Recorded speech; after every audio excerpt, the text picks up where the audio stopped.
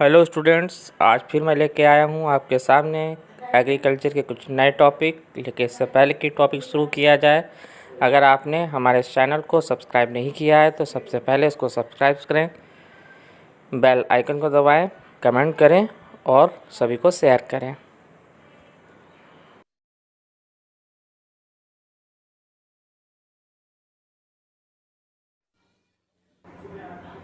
Students, आज का जो टॉपिक है वो है पिंक बॉल वार्म, जिसको पिक्टोनोफोरा गॉसिपिला के नाम से भी जानते हैं। लोकल नेम में इसको गुलाबी सुड़ी या सुरही के नाम से भी जानते हैं। तो सबसे पहले इसके क्लासिफिकेशन की बात करते हैं। Phylum Arthropoda, class Insecta, order Lepidoptera, family Gelechiidae, genus Pectinophora, species गॉसिपिला।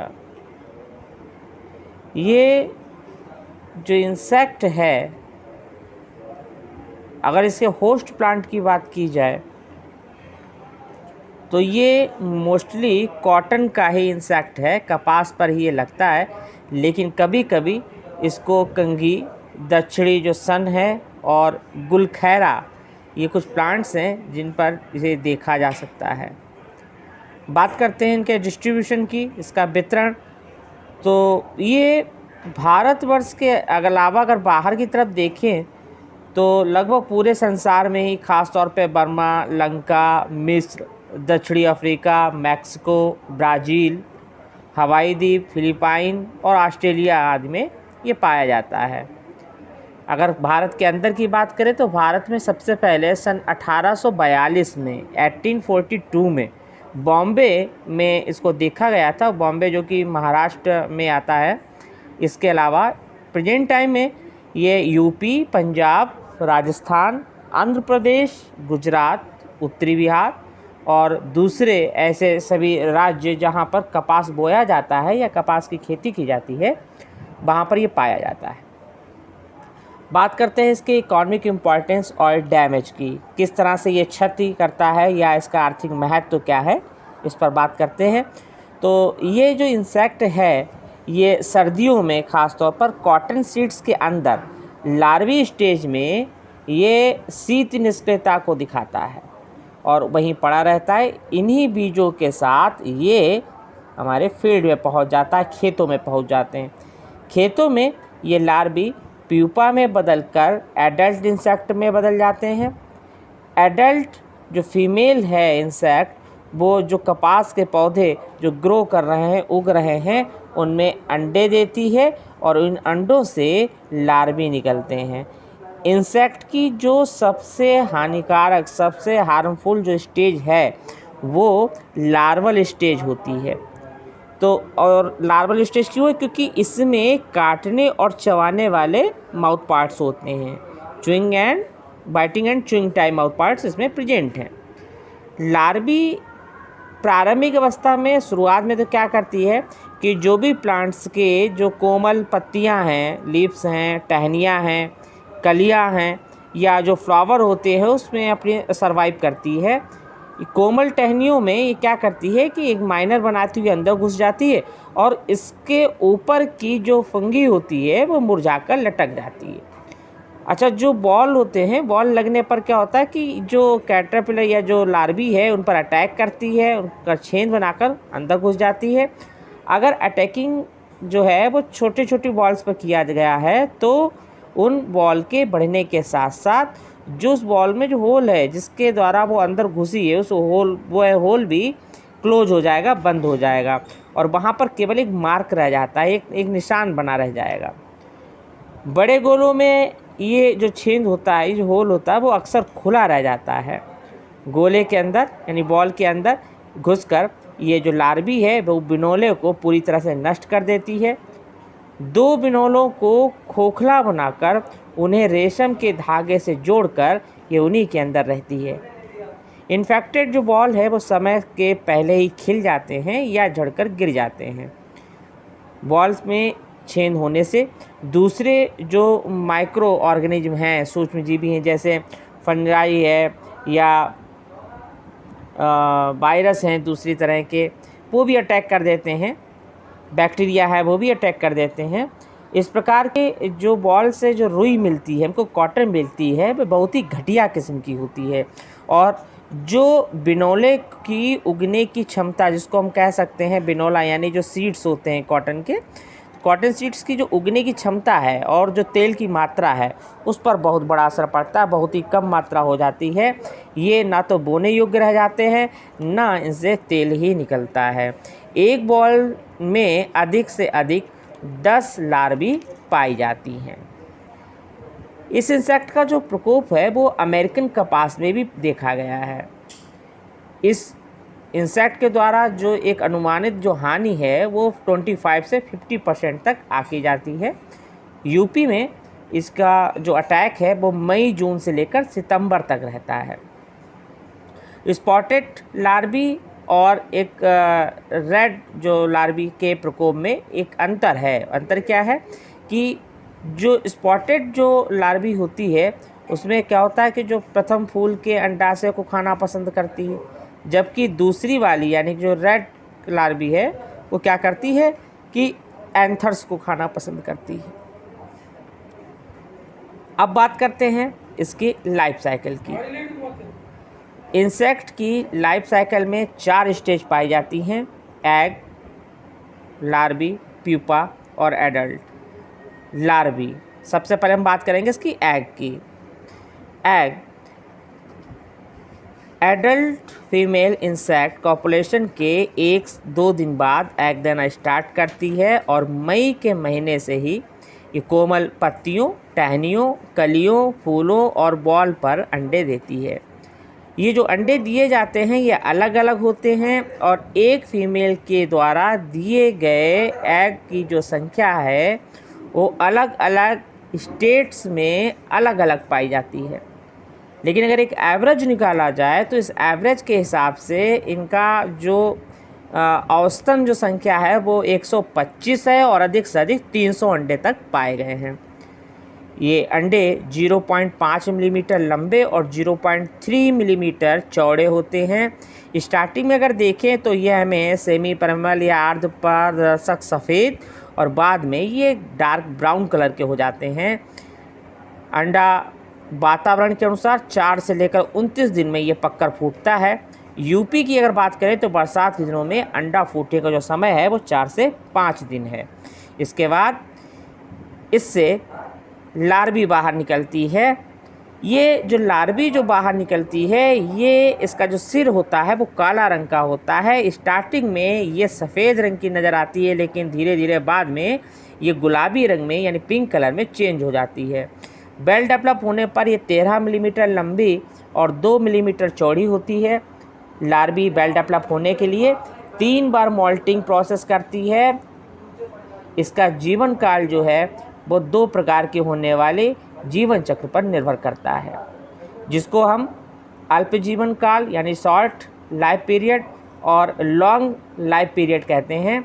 Short life period जो होता है वो दूसरे लेपिडोप्टेरस इंसेक्ट की तरह ही होता है। इसमें इनका जो जीवन होता है वो 10 से लेकर 30 दिन तक का होता है।